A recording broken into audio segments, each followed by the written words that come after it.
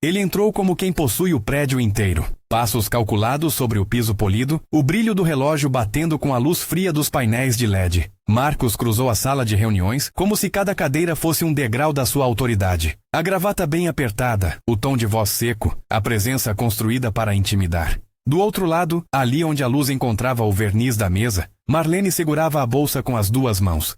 As pontas dos dedos estavam marcadas pelo trabalho, calos que contavam mais história do que qualquer currículo, e os olhos, imóveis, guardavam uma paciência antiga. O encontro que deveria decidir os rumos da empresa tinha se transformado numa vitrine. Executivos alinhados, investidores observando através das câmeras internas, o vidro da frente refletindo a cidade como se fosse um quadro. Marcos começou com palavras miúdas, depois elevou o tom. Falou de profissionalização, de agilidade, e com uma sobrancelha arqueada, insinuou que havia lugar apenas para imagem e para resultados rápidos. Quando se virou para Marlene, a voz dele ficou pontiaguda, não agressiva, calculada, e disse algo que ecoou como um tapa no rosto dela. Uma sugestão velada para que aceitasse um acerto e saísse de cena, como quem limpa a casa depois da festa. Os risos contidos e os sussurros foram quase instantâneos. Havia câmeras, havia registros. Havia uma expectativa coletiva de que a mulher com o avental no armário dos fundos voltasse a seu lugar invisível e que o futuro da empresa fosse discutido sem sua presença. Marlene sentiu a sala se encolher em volta do seu corpo. A humilhação estava ali, ácida, perfumada pelo café caro que fumegava nas xícaras do conselho. Ela poderia ter abaixado a cabeça, pegado o saco de lixo da mesa de reuniões e saído sem fazer barulho. Era isso que esperavam. Em vez disso, abriu a bolsa. Não foi um gesto dramático no sentido teatral. Foi um gesto preciso. Tirou de dentro um envelope simples, com o timbre cujos contornos o marido havia desenhado em anos de papelaria. O logotipo da firma na cabeça e um endereço. O selo, um carimbo de cartório antigo, reluziu por um segundo. Na sala, o som mais alto foi o do silêncio que caiu depois da abertura do envelope. O que estava dentro não era apenas papel. Eram pedaços de uma vida inteira que, até aquele instante, estavam amassados pela rotina e escondidos pelo descaso. Se essa história toca você de alguma forma, inscreva-se e fique comigo até o final. Há muita coisa para contar, e você vai querer ver como se desenha essa virada. O documento que Marlene pôs sobre a mesa não pedia que lhe devolvessem a dignidade. Ele a afirmava. Era um contrato de sociedade com assinaturas em tinta ainda visível, anotações à margem feitas por um Antônio jovem e firme, o nome do homem que, com mãos calejadas, havia levantado aquela empresa do nada. Em letras claras, a cláusula que mais importava, 50% das cotas atribuídas a Marlene, com condições previstas para o caso de ausência ou morte do outro sócio. Havia também uma convocação para a Assembleia datada de décadas atrás. Um recibo de registro e documentos complementares com selos e autenticações que pareciam vir de outras épocas, quando as coisas ainda se resolviam em papel e não em e-mails apagáveis. Marcos sorriu primeiro, desconfiado. Tentou minimizar. Encaixou uma piada vazia. Como quem golpeia com máscara de civilidade. Papéis antigos não mudam a realidade dos dias de hoje. Disse como se o tempo tivesse o poder de invalidar compromissos assinados. Mas a reação mais interessante veio dos cantos menos vistosos da sala. Os funcionários antigos, alguns com mais de 30 anos de empresa, trocaram olhares que juntavam memória e surpresa. Havia homens e mulheres que conheciam as histórias das mãos que construíram aquelas paredes, reconheceram o timbre do escritório, os rabiscos do Antônio nas margens, o jeito de grafar o nome dela. O rosto de Fernanda, uma das enteadas, ficou lívido. Ricardo, o outro, franziu a testa tentando calcular perdas e ganhos. Eles que vinham empurrando um plano para tornar a empresa mais atrativa a compradores, sentiram por um segundo o chão se abrir. Logo, o sussurro se espalhou como pó. Isso muda tudo. E no meio do burburinho, Marlene, que até ali conversara pouco, falou. A voz dela não tremeu. Não havia bravura espetacular, apenas uma certeza serena. Estamos em assembleia? Então isso deve ser lido. Marcos passou a mão pela barba, um gesto que revelou cansaço mais do que frieza. Ele não podia ser unidimensional, era produto de pressões também. Tinha metas que deviam justificar sua chegada, expectativas de investidores, promessas de resultados rápidos. Seu sorriso, no entanto, ganhou arestas. Era o primeiro momento em que a autoridade que ele vestia começava a afinar-se com a fragilidade. Os olhos na sala se dividiram. Alguns buscaram celulares para gravar. Outros se fixaram nas mãos de Marlene, nas linhas dos papéis. Um segurança grande e quieto ajustou o rádio preso ao cinto. O ambiente que até então respirava o controle ficou à espera de uma validação que poderia vir de um nome. Doutor Jorge, o advogado da casa, conhecido por sua prática metódica e por ter sido testemunha de transformações internas. Ele levantou-se, pegou o papel, leu em silêncio. Não foi uma leitura superficial. Os vincos da testa mostraram que aquilo exigia escuta lenta, e quando olhou para Marlene, não fez nem elogio nem julgamento. Preciso verificar a via original e a autenticação cartorial. Falou com voz baixa, mas firme. Se tudo estiver em ordem, os direitos apontados ali são efetivos. No entanto, qualquer decisão que altere a composição acionária exige convocação formal de assembleia, registro em ata e, se for o caso, uma auditoria. Não posso aqui confirmar resultados. Posso sim garantir que o documento merece ser tratado com seriedade. Era a resposta que a sala precisava ouvir, e também a que tanto Marcos quanto os irmãos temiam. O jogo não se resolveria ali, na pressa de palavras. Passava por procedimentos que, mesmo lentos, poderiam desmontar tentativas de usurpação. Para Marlene, aquela calma do advogado foi um conforto. Não porque ela buscasse vingar-se, mas porque formas e papéis finalmente davam voz àquilo que sua vida havia construído. Logo após a leitura, a assembleia improvisada virou tempestade de hipóteses. Ricardo acusou de falsificação com um tom que misturava incredulidade e raiva. Fernanda soprou que aquilo era uma tentativa de adiar decisões urgentes. Investidores estrangeiros que até então observavam com pouca paciência começaram a ligar para seus representantes, pressionando por respostas e por uma posição rápida. Num canto, Marcos pediu que se fizesse uma pausa, sugerindo que processos internos e uma perícia pudessem tirar dúvidas. Na prática, tentava ganhar tempo e, com o tempo, criar uma maioria confortável. Marlene ouviu tudo. Não era ingênua quanto às maquinações do poder. Sabia que documentos, por mais legítimos que fossem, precisavam de aliados, de testemunhas, de uma narrativa que não se perdesse em tecnicismos. Lembrou-se então de pequenas coisas que pareciam sem importância até aquele instante. Bilhetes amassados encontrados numa gaveta, folhas de cheque guardadas em caixas de sapatos, o hábito de Antônio de registrar cada contribuição, cada pagamento em diários de capa gasta. Coisas que, juntas, formavam uma trilha de papel para provar o que as palavras sozinhas não podiam, que a empresa fora construída por trabalho e por um pacto reconhecido. Do lado de fora, o vidro refletia a cidade indiferente. Um vento curto moveu a cortina e trouxe o cheiro da rua. Fumaça de trânsito, uma brisa seca que bateu no vidro e percorreu a sala. Para quem assistia, era a imagem do contraste. O cheiro dos códigos e contratos no ar denso. E, ao mesmo tempo, o cheiro da vida dura que tantas vezes se apagava nas mesas de decisões. Marlene então contou com voz contida um pedaço daquela história. Não para acusar, mas para lembrar que os papéis que tinha sobre a mesa não surgiam do nada. Contou das noites em que trabalhou dobrado para salvar salários, do primeiro depósito feito com conta dobrada na cozinha, das conversas na oficina onde Antônio serrava madeira e desenhava modelos que, com o tempo, tornaram-se produtos. Falou da assiduidade de um homem que não sabia parar, da confiança que ele depositara nela. Os flashbacks surgiam como cenas de um filme. O chão com serragem, o mesa de trabalho coberta de notas, um pequeno cofre de metal onde guardavam recibos e anotações. Havia nesses recortes momentos de ternura e de dificuldade, escolhas feitas com olhos voltados para o futuro. E no meio de tudo, a cláusula das 50%, um reconhecimento que naquela época fora mais de coração do que de estratégia. A história que Marlene trouxe à sala recolocou as peças do tabuleiro. Não anulou a disputa, mas realinhou o foco. Agora, o que estava em jogo não era apenas o valor de mercado, mas o sentido da propriedade. Pertencimento que vinha de construção coletiva contra a lógica do lucro vertiginoso. Funcionários mais velhos começaram a se abrir. Memórias, pequenas anotações que confirmavam pagamentos, testemunhos sobre quem fez o que naqueles anos iniciais. Alianças silenciosas ganharam voz numa ponta de mesa. Marcos percebeu que o público havia mudado de lado. Não por compaixão, mas por ver que a narrativa de Marlene reunia provas circunstanciais que tocavam a todos. Ele tentou recuperar-se com pragmatismo. Se há documento, vamos avaliá-lo. Mas não podemos permitir que decisões emocionais determinem o futuro da companhia. Era uma tentativa de retirar do campo moral o que já tinha virado questão factual. Havia lógica no que dizia, havia também um claro cálculo. Ao manter o debate no terreno técnico, ganhava o tempo necessário para articular sua maioria.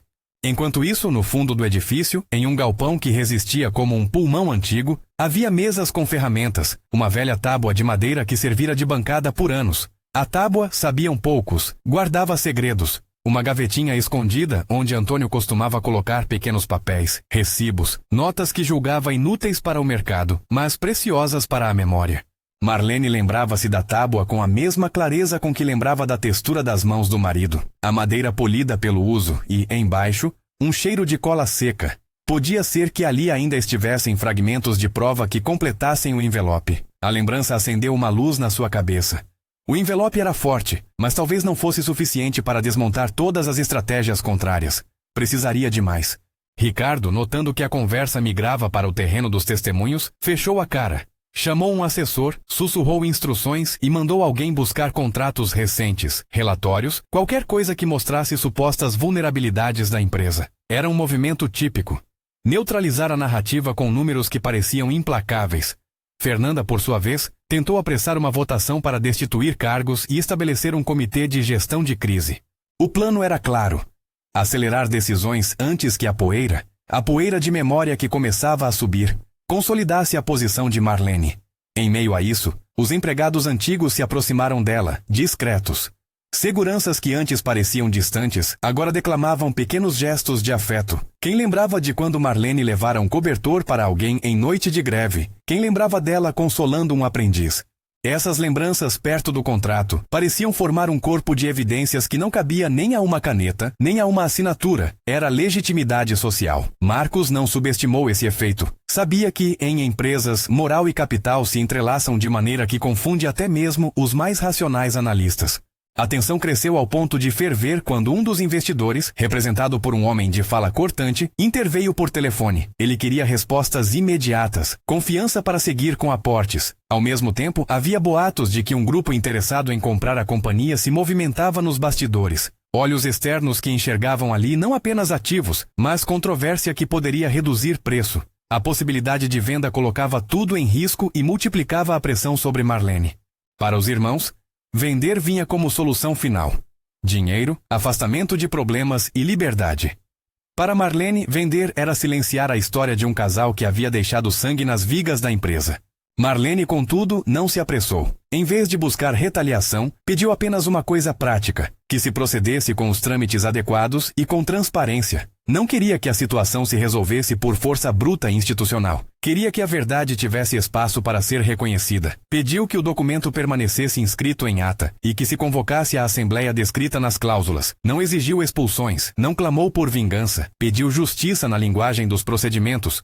Do outro lado, Marcos convidou para um café curto, falou com voz baixa com o advogado, Dr. Jorge, e planejou um movimento, solicitar uma perícia grafotécnica e um levantamento patrimonial. Era o script habitual, transformar a certeza emocional em dúvida técnica. Ricardo e Fernanda alinharam-se com ele, competência e ambição se misturando num cálculo frio.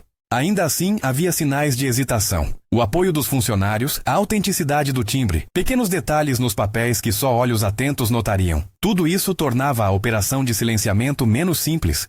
A sala terminou o encontro marcada por uma sensação de espera. O envelope de Marlene ficou no centro da mesa como um objeto raro. Lentes de câmeras captaram o papel enquanto funcionários antigos, um a um, deixavam a sala com passos que misturavam vergonha e alívio. O corredor ecoou com conversas baixas. Fora dali, porém, tecidas debaixo da superfície, havia decisões sendo tomadas, consultorias que recebiam telefonemas, investidores que avaliavam risco reputacional, políticos informais que calculavam impactos. Quando Marlene fechou a bolsa naquela tarde, não saiu como quem perdeu. Saiu com a convicção de que teria de buscar algo mais. A gavetinha na velha bancada, os diários escondidos nas caixas empilhadas na oficina. Sabia que algumas provas ainda estavam por ser desenterradas e que não bastaria um envelope para calar quem já havia decidido o trajeto da casa. Havia, além disso, uma dimensão humana que precisava ser tratada. Reparar feridas, reconhecer quem sempre esteve ali e possivelmente criar mecanismos que impedissem que a história se repetisse. Na rua, o pôr do sol colou uma camada de dourado sobre os vidros do edifício. Marlene caminhou devagar até o estacionamento, onde o carro antigo que o marido deixara a ela aguardava. Encostou a mão no volante, sentiu o relevo do couro gasto. Não era apenas o objeto que lembrava Antônio. Eram as conversas na cozinha às 2 da manhã, os planos anotados num guardanapo, os sons da oficina que pareciam compasso para os dias. Havia agora um rito a cumprir. Buscar mais fragmentos daquela memória. Provar passo a passo que a história que narrava tinha raízes mais profundas que a ganância alheia. Enquanto desligava o motor, sentiu um peso maior se levantar de seus ombros, substituído por responsabilidade. Não era questão de provar que tinha sido roubada, mas de mostrar que o trabalho tem dignidade e que a memória de quem construiu merece reconhecimento, porque no fundo aquilo era o que Anthony sempre quisera. Que o legado se perpetuasse, não apenas em cifras, mas em oportunidades para quem dava as mãos ao dia a dia. A noite veio com promessas de encontros, telefonemas marcados, e a iminência de uma assembleia que poderia paralisar estratégias externas. Ainda assim, uma cena se formava na mente dela. A tábua da oficina, a gavetinha oculta, a cadência das notas de Antônio. Era ali que ela sabia encontrar não só papéis, mas a verdade completa. E quando o leitor sentir que a justiça pode demorar, que a máquina do poder tenta ganhar tempo, lembre-se do instante em que uma simples folha, tirada de uma bolsa, transformou uma humilhação pública em início de uma virada que ninguém na sala poderia ignorar. Mas a virada verdadeira raramente vem de um único documento. Vem de uma sequência de passos, vem de testemunhos que se reúnem, vem de um povo que reconhece sua própria história. E naquela mesma noite, enquanto as luzes do prédio se apagavam uma a uma, Marlene já traçava a lista do que precisava ser encontrado na antiga oficina. Os diários de Antônio, o recibo de quitação de uma dívida antiga que tentariam usar contra ela, e o relicário de pequenos comprovantes que juntos formariam o simples teste que havia de desnudar todas as pretensões de poder. Ela sabia que o caminho seria longo. Sabia também que, para cada documento achado, haveria uma resistência a ser enfrentada. E mesmo assim, a ideia de que a verdade podia emergir das dobras de papéis amassados a fazia caminhar sem hesitar. A história que começara como uma humilhação pública estava apenas tendo seu primeiro gesto de resposta. A multidão se dispersou, porém o efeito do envelope não se apagaria tão cedo. Havia quem notasse a firmeza da mulher, a lógica do papel e a fraqueza do homem. Havia olhares novos para os funcionários que até então fora da cena, e havia, sobretudo, uma convicção que crescia. A de que trabalho tem peso, tem memória, e quando reunidos num pedaço de papel, podem transformar salões inteiros. Na manhã seguinte, o prédio amanheceria com o rumor dos próximos passos. Mas naquela noite, com a lua se encarregando de vigiar os telhados, Marlene se deixou cair por alguns minutos na cadeira do carro e respirou. Não era alívio. Era recolhimento. Em silêncio, fez promessas a si mesma e ao nome de Antônio, prometendo que a verdade seria costurada, instante a instante, até que nada restasse a esconder. E ali, no frio do volante, com as mãos marcadas e a bolsa no banco ao lado, começou a preparar o que seria preciso para a próxima manhã. As chaves da oficina, a lanterna antiga, o saco de ferramentas onde, fazia décadas, se guardavam também os papéis que a vida não quis perder.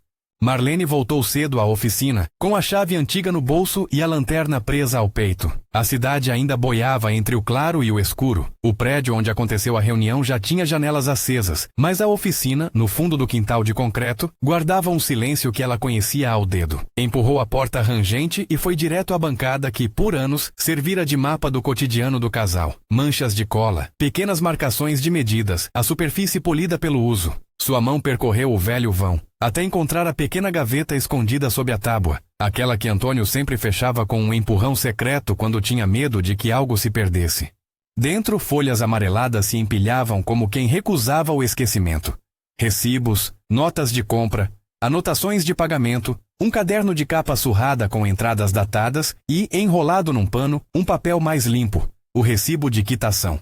A tinta, envelhecida, mas legível, trazia o carimbo do credor e uma assinatura que Marlene reconheceu sem precisar ler o nome. Era a letra firme de Antônio. Por um segundo sentiu como se a oficina soltasse um suspiro de alívio, liberando um segredo que havia esperado décadas para voltar à luz. Enquanto velas de memória ardiam na mente dela, as madrugadas de costura de caixas, o som da serra cortando o dia, as palavras de encorajamento trocadas entre xícaras de café, Marlene guardou os papéis numa pasta plástica. Sabia que a assembleia convocada precisava de provas concretas, de peças que o mercado e os advogados não pudessem virar do avesso com manobras protocolares. Não se tratava de vingança, tratava-se de preservar algo construído com as mãos e com o suor. Anotou num pedaço de papel os nomes das testemunhas, velhos funcionários, o homem do depósito, a costureira que guardara as contas, o encarregado de turno que vira Antônio marcar pagamentos em noites frias. Fechou a gaveta e, por um momento, deixou o dedo pousado sobre a madeira gasta, como se pedisse licença ao tempo. Na manhã seguinte, o expediente começou com um fluxo diferente. Antes das luzes do escritório principal se acenderem por completo, funcionários foram chegando à sala principal. Não por curiosidade sensacionalista, mas para oferecer um apoio que não cabia em frases vazias. Cópias de contratos antigos, cheques carimbados, bilhetes encontrados em caixas de ferramentas. Alguns traziam as mãos sujas de graxa, outros o cheiro do forno. Todos com uma mesma expressão. Aquela mistura de cautela e esperança que antecede uma mudança. Entre eles estava Zé, o antigo serralheiro que segurou a mão de Marlene como quem confirma que tudo aquilo era verdade. Dr. Jorge trabalhou com método cirúrgico. Pediu para ver a via original trazida por Marlene e verificou por telefone com o cartório responsável a ponta de uma autenticação que se tornara peça-chave. Não se tratou de um milagre técnico nem de uma intervenção mágica. Foram horas de confirmação, cruzamento de folhas, checagens que transformavam o que, para uns, parecia um envelope num objeto capaz de mexer com estruturas. Dr. Jorge explicou sem teatralidade que o que estavam diante exigia procedimento formal. Havia necessidade de convocação de assembleia extraordinária, registro em ata. E diante da materialidade das provas, recomendou a contratação de uma auditoria independente para apurar balanços e eventuais movimentações que pudessem comprometer a governança. Nada foi garantido por ele além do seu ofício, trabalhar com seriedade e transformar cada peça em prova que resistisse ao escrutínio. Marlene não era uma mulher de discursos largos, mas soube articular pequenas convicções. Reuniu em volta da mesa representantes dos trabalhadores, alguns acionistas de carteira antiga e colaboradores da confiança, nomes que, no passado, tiveram sua importância subestimada. Explicou com calma o que encontrara na oficina, mostrou o recibo de quitação e as notas de pagamento que comprovavam entradas e participação de Antônio nas contas da empresa. Quando expôs a pasta, a sala não precisou de palavras. Houve um movimento de compreensão e olhos antes indiferentes tornaram-se atentos. Ricardo e Fernanda reagiram com movimentos coordenados, proporam perícias, insinuaram a necessidade de cautela e confiaram em técnicas de atraso que o poder costuma oferecer. Solicitar relatórios, marcar reuniões, pedir informes. Marcos, por sua vez, tentou retomar a rédea com o velho truque da autoridade ameaçada.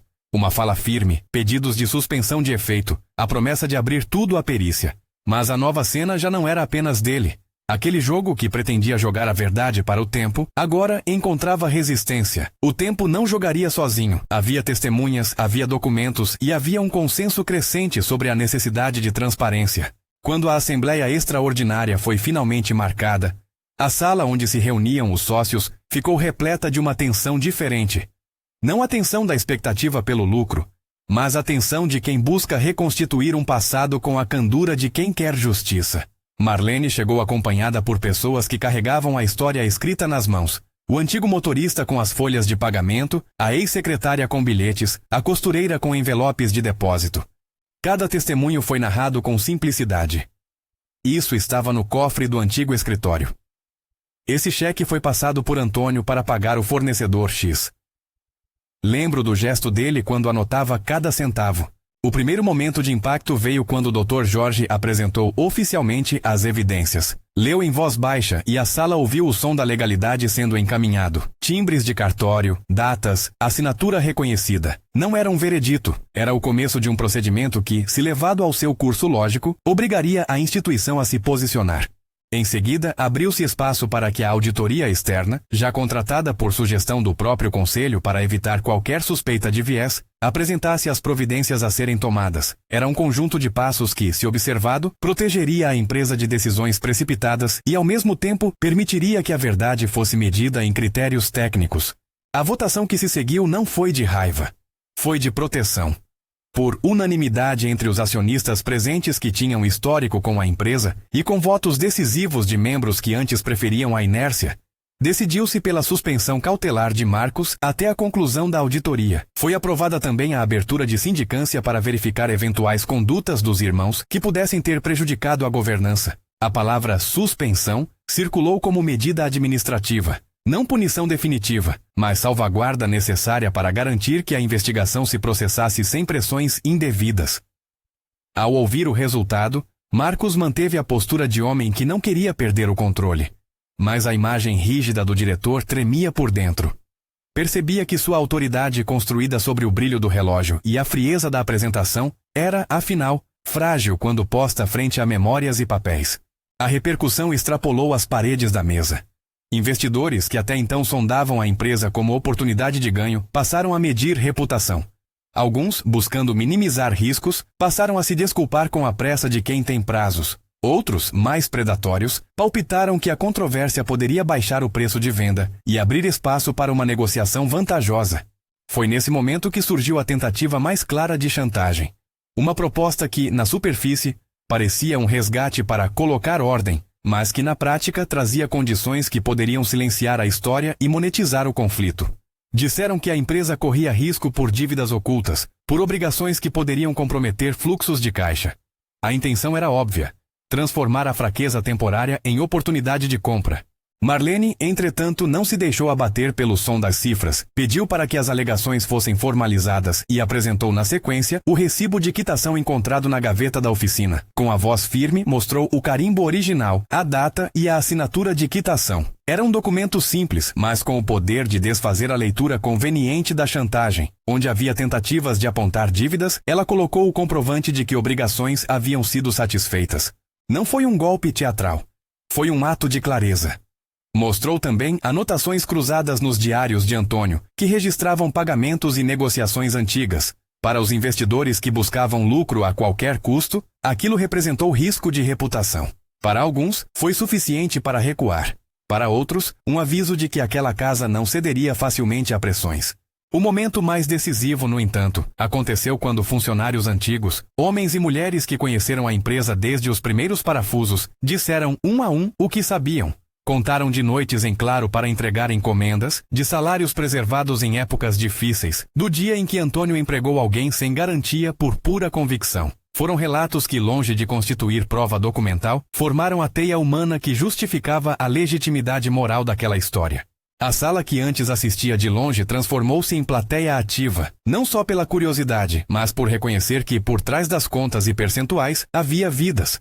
Houve quem propusesse soluções técnicas para acomodar interesses, recompor cargos, criar comitês, abrir espaço para novos investidores com cláusulas protetivas. Marlene ouviu tudo, ponderou e, em seguida, apresentou algo que se tornaria sua assinatura de gestão. Além de reivindicar a salvaguarda de seus direitos societários, ela propôs medidas concretas de reparação e prevenção.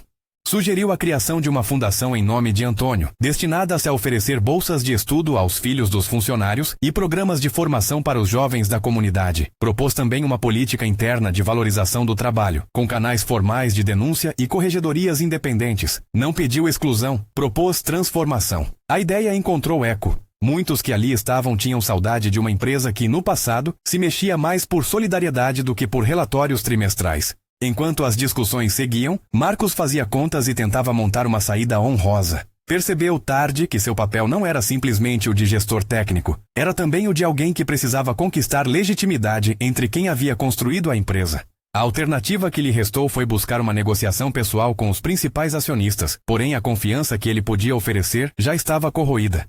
Não foi um fim explosivo.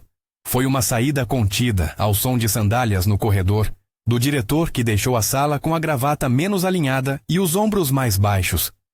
A demissão por justa causa foi discutida com cautela. A Assembleia não a decretou como sentença sumária. Optou por medidas administrativas e pela apuração competente. O afeto pela empresa e pela história prevaleceu, no sentido de que não se buscou esmagar ninguém, mas proteger a integridade do que ali fora erguido. Com o passar das semanas, a auditoria trouxe seu laudo preliminar. Havia inconsistências contábeis pontuais, movimentações que necessitavam de maior aprofundamento, mas nada que contradissesse de forma óbvia a materialidade apresentada por Marlene. A sindicância apontou conflitos de interesse e manobras que, no limite, eram compatíveis com estratégias agressivas de mercado. Novamente, nada de condenações sumárias. O que veio foi um convite a reorganizar e garantir transparência. As medidas administrativas adotadas incluíram revisão dos contratos de diretoria, adoção de práticas de governança corporativa e a criação de um conselho fiscal com membros independentes. Para Marlene, eram passos que reforçavam a ideia de que a vitória não se dá em um grito, mas em procedimentos que tornam impossível a repetição do erro. A fundação proposta ganhou forma mais rápido do que muitos esperavam. Numa cerimônia simples, com a placa ainda fria sendo afixada num pequeno jardim, onde antes havia apenas plantas mal cuidadas, o nome de Antônio passou a simbolizar não só a história de um homem, mas o compromisso de uma organização que, finalmente, assumia sua dívida moral com quem trabalhava por trás das cenas. As bolsas oferecidas beneficiariam jovens cujas famílias haviam dado décadas de serviço à empresa. A política interna de combate ao assédio moral e de promoção da dignidade no trabalho foi formalizada, com representantes eleitos pelos funcionários e um canal direto com o conselho. Em cada uma dessas medidas, Marlene insistiu numa premissa: nada era vingança, tudo era reparação e prevenção.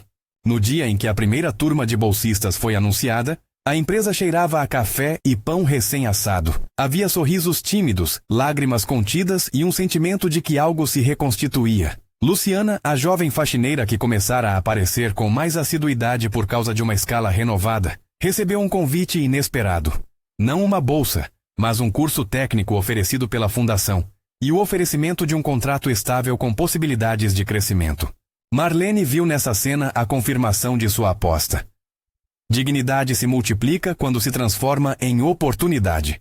A presença de antigos funcionários nas decisões da empresa ganhou expressão formal.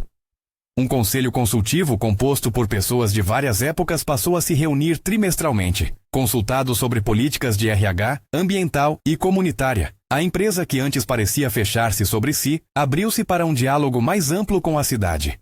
Os investidores que buscaram lucro fácil, percebendo que a casa tinha agora compromissos públicos e instrumentos de governança, redirecionaram suas propostas para parcerias que valorizavam a sustentabilidade e o legado. Não foi uma derrota total para quem tinha planos distintos. Foi, antes, uma reorganização do jogo.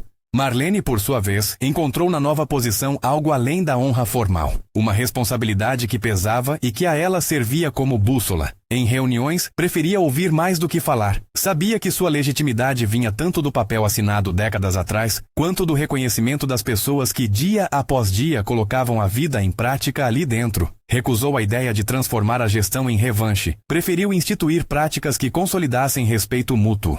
Em seu gabinete havia um objeto que a lembrava das noites na oficina. Um pedaço da tábua original, recebido como presente simbólico pelos trabalhadores. Sentava-se às vezes, de madrugada, e escrevia planos de inclusão, listas de cursos e nomes de jovens a serem abarcados pela fundação. O episódio de desmascaramento de Marcos virou, aos poucos, uma narrativa de reapropriação. Não se tratou apenas de um homem exposto. Foi a empresa que se viu forçada a encarar sua própria história, suas escolhas e a quem havia decidido priorizar. Houveram críticas, claro, análises de mercado, colunas que apontavam o impacto em curto prazo e riscos de governança. Mas, para quem morava aquele espaço, a sensação era de que algo se alinhava com uma lógica mais humana. E em cada canto, os gestos subtis ganhavam novos sentidos. O cafezinho servido sem pressa pela manhã, as saudações nos corredores, a inclusão de funcionários em reuniões de planejamento. Alguns dias depois da decisão formal, houve uma conversa pública. Não um espetáculo, mas um encontro sincero. Marlene subiu à pequena tribuna do auditório da empresa e, olhando para os rostos conhecidos, falou de Antônio sem transformar sua memória em santuário. Lembrou-se das dificuldades, das escolhas e da esperança, aplaudida não por triunfo pessoal, mas por ter transformado uma humilhação em um projeto coletivo. Ela teve a oportunidade de encerrar um ciclo de silêncio. Não é sobre vencer alguém, disse com voz contida. É sobre garantir que daqui em diante ninguém pague com sua dignidade pelo acúmulo de capital. A frase soou simples, porém substancial, e muitos ouviram como promessa de uma nova postura. A observação mais íntima veio no dia em que Marlene providenciou um café para Luciana e sentou-se numa mesa de refeitório onde, anos atrás, ela mesma cortava sobras de pão para dividir com quem precisasse. Luciana falava do curso que começaria e da possibilidade de terminar o ensino técnico. Seus olhos brilhavam com uma mistura de receio e sonho. Marlene ouviu, sorriu e falou do que mais dominava. Trabalho bem feito, paciência para esperar resultados e a importância de não perder a própria voz. Ofereceu também uma espécie de mentoria. Encontros regulares para discutir carreira, postura e pequenos conselhos práticos que a vida no trabalho ensina aos poucos. Luciana apertou a mão de Marlene, não por gratidão forçada, mas por reconhecimento. No fim das contas, o que havia começado com um envelope simples tomou a forma de uma transformação lenta e articulada. A empresa não se tornou utopia. Continuava a enfrentar desafios financeiros, pressões de mercado e dúvidas. Mas a existência de procedimentos claros, de uma fundação que devolvia ao entorno uma parte do que era construído ali, e de um conselho consultivo que incluía vozes antes marginalizadas, tornou o ambiente diferente. Pessoas que antes passavam despercebidas passaram a ter espaço nas decisões. O legado de Antônio, que nunca fora sobre cifras, passou a ter um sentido público. A ideia de que trabalho e memória merecem proteção. Ricardo e Fernanda permaneceram ligados à história como protagonistas de suas decisões. Ambos tiveram que lidar com as consequências de escolhas que priorizaram lucro imediato. Foram aconselhados a participar de processos de mediação e, em alguns casos, aceitar sanções administrativas internas. Nada ocorrera por vingança. Medidas foram proporcionais ao que cada um praticara. Para Marcos, a saída levou o peso de algo maior do que uma opinião pública. Carregava a marca de que autoridade sem legitimidade dificilmente perdura. Saiu com sua vida profissional redirecionada, buscando espaços onde sua ambição pudesse ser administrada sem o impacto de uma comunidade que agora fazia questão de ser ouvida. Meses depois, numa manhã amena, a inauguração do pequeno jardim que abrigava a placa em memória de Antônio reuniu funcionários, membros da fundação, alunos bolsistas e representantes da comunidade. Uma cadeira foi deixada para simbolizar as ausências que ensinam, e ali se contou, com palavras simples, a história da oficina que se tornou empresa. Havia uma atmosfera de reparação, não como castigo para ninguém, mas como reconhecimento daquilo que havia sido invisibilizado por anos. No epílogo dessa virada, Marlene foi vista mais pelas atitudes do que pelos títulos. Continuou a passar pela empresa nos horários que sempre cumprira, mas agora, às vezes, participava de reuniões de planejamento, assinava novos contratos sociais e conversava com jovens em formação profissional. Não se tornou personificação de autoridade absolutista, manteve-se como guardiã de uma história coletiva. Luciana, com um avental novo, servia café numa manhã em que um ex-funcionário idoso entrava para testemunhar a entrega das primeiras bolsas. Olharam-se e, sem palavras, celebraram a continuidade. Uma passagem de bastão que não apagava o passado, mas o usava como alicerce. Quando as portas do edifício se fecharam ao cair da tarde, o brilho do relógio do antigo diretor não mais ditava o tom do ambiente. Havia no lugar um compasso mais humano, reuniões que começavam com relatos de campo, decisões que incorporavam o olhar dos trabalhadores e uma fundação que transformava parte dos lucros em oportunidades. As histórias de injustiça continuariam a existir no mundo. Isso Marlene sabia bem, mas ali, onde passara por humilhação pública, a dignidade foi aos poucos restaurada. E se você conhece alguém que passou por situações assim, ou tem uma história de superação parecida, compartilhe nos comentários. Histórias como essa merecem ser contadas. Se a palavra tocou você, curta e compartilhe para que mais pessoas vejam que, às vezes, um simples teste, um envelope, uma assinatura, uma memória, pode desnudar estruturas de poder e abrir espaço para justiça e reconhecimento.